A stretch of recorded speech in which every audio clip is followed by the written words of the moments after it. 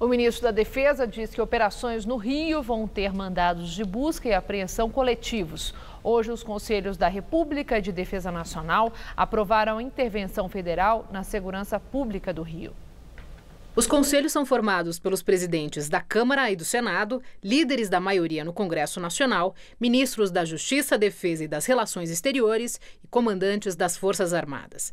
Além deles, também fazem parte dos conselhos 6 cidadãos brasileiros natos, 2 nomeados pelo presidente da República, 2 pela Câmara e 2 pelo Senado.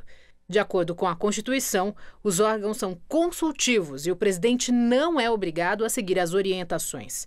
Em caso de intervenção, os 2 conselhos devem ser consultados. A oposição também faz parte e é representada pelos líderes da minoria. Atualmente, os cargos são ocupados pelo PT, que se absteve na votação. Para as ações no Rio, o ministro da Defesa disse que os militares vão usar mandados de busca e apreensão coletivos, que em vez de um endereço específico, mira uma área inteira, como uma rua ou um bairro. Raul Jungmann negou que seja uma carta branca para os militares e lembrou que a medida já foi usada outras vezes no Rio de Janeiro. A ideia foi do comandante do Exército, o general Eduardo Vilas Boas. Na realidade urbanística do Rio de Janeiro, você muitas vezes sai com a busca e apreensão numa casa, numa comunidade, e o bandido se desloca, não é? Então você precisa ter algo que é exatamente o mandado de busca e apreensão e de captura coletivo, que já existiu, que já foi feito em outras ocasiões, ele precisa voltar para uma melhor eficácia do trabalho a ser desenvolvido. Não há nenhuma carta branca, nem carta negra, nem carta cinza.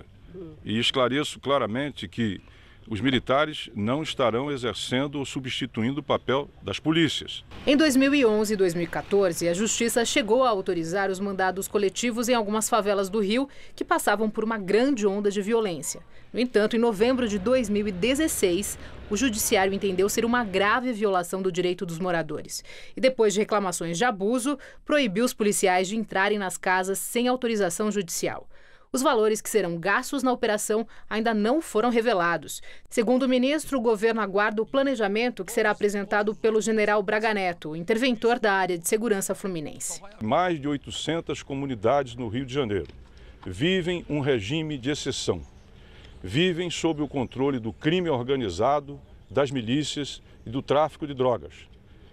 Esses cariocas, eles não têm direitos e garantias constitucionais. Eles estão sob o desmando, sobre a tirania do crime organizado. A Câmara dos Deputados abriu a sessão que vai votar o decreto de intervenção federal no Rio de Janeiro.